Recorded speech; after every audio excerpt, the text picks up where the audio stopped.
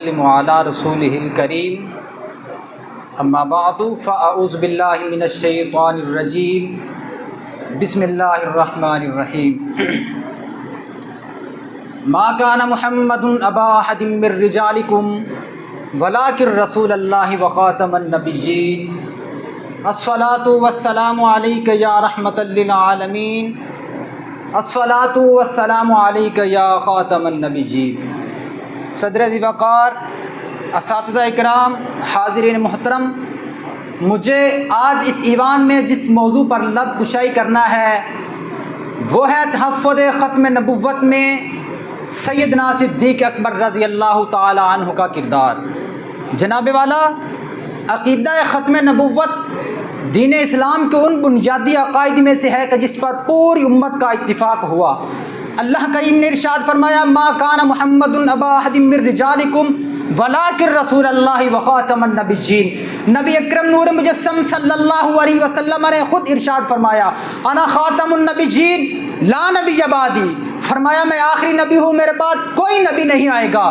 پس خدا بر ما شریعت ختم کر، بر رسول ما رسالت ختم کر، لا نبی بعدی ز احسان خدا اس، پردہ ناموس دین مصطفیٰ اس۔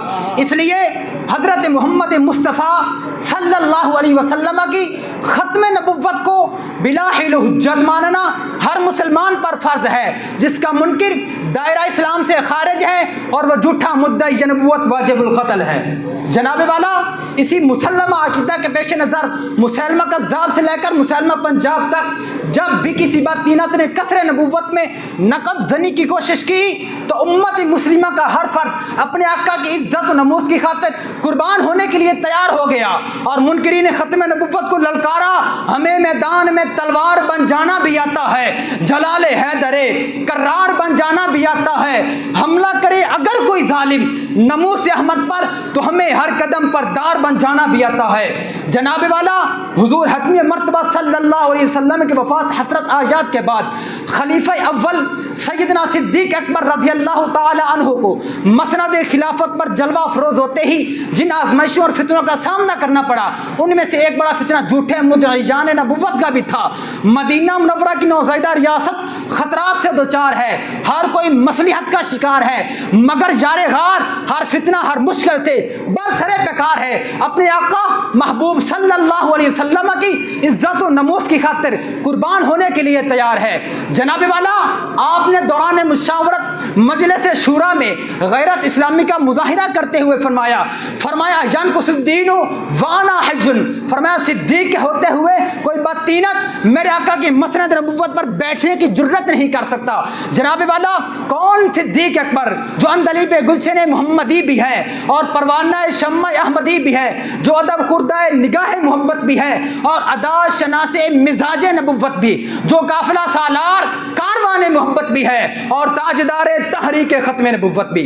علی جا سیدنا صدیق اکبر رضی اللہ تعالی عنہ مسلمہ کذاب کی سرکوبی کے لیے پہلا لشکر حضرت اکرمہ بن ابی جہل کی قیادت میں روانہ کرتے ہیں، دوسرا لشکر حضرت شرحبیل کی قیادت میں روانہ کرتے ہیں، مگر مسلمانوں کے دونوں لشکروں کو ہزیمت کا سامنا کرنا پڑا۔ لیکن سیدنا صدیق اکبر رضی اللہ تعالی عنہ عزیمت کا نشان بن کر، استقامت کا گوہ گراں بن کر یہ پیغام بھیجتے ہیں اے ناموس رسالت کے پاسدارو، اے ختم نبوت کے جانثارو، تم واپس نہ آنا، تمہاری مدد کے لیے خالد بن ولید کو بھیج رہا ہوں۔ جناب والا، پھر یمامہ کا میدان ہے، فدا جان نبوت کا لشکر جرار، مسلمہ کذاب کا لشکر اشرار آمنے سامنے صف آ رہا ہے۔ دیکھتے ہی دیکھتے دونوں لشکر ٹکرائے، گمسان کڑن پڑا۔ مجاہدین اسلام اس قدر بے جگری سے لڑے کہ کسی کی ٹانگ دھڑ سے علیحدہ ہے، کسی کا بازو کندھے سے جدا ہے، کسی کا پیٹ کٹا ہوا ہے، کسی کا جسم چھدا ہوا ہے، کسی کا سر تن سے جدا ہے، کسی کا سینہ چرا ہوا ہے، کسی کی ٹانگ نہیں، کسی کی آنکھ نہیں، کسی کے ہاتھ نہیں، کسی کا ناک نہیں۔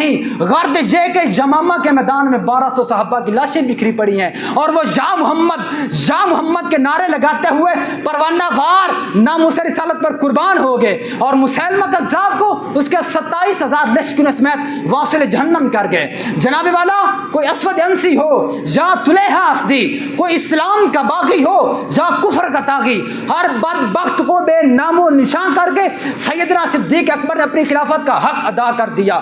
جناب والا کون صدیق اکبر؟ ہم عظمت صدیق کے منکروں کی آنکھوں میں آنکھیں ڈال کر ببانگ دہن پوچھنا چاہتے ہیں، ذرا بتاؤ تو صحیح، طلحہ اسدی کو دور ہٹایا کس نے؟ اسود انسی کو مار بھگایا کس نے؟ زور ردت کو زمانے سے مٹایا کس نے؟ عظمت اسلام کو دنیا میں بچایا کس نے؟ یا تو صدیق کے اوصاف کا اقرار کرو ورنہ لازم ہے قرآن کا انکار کرو۔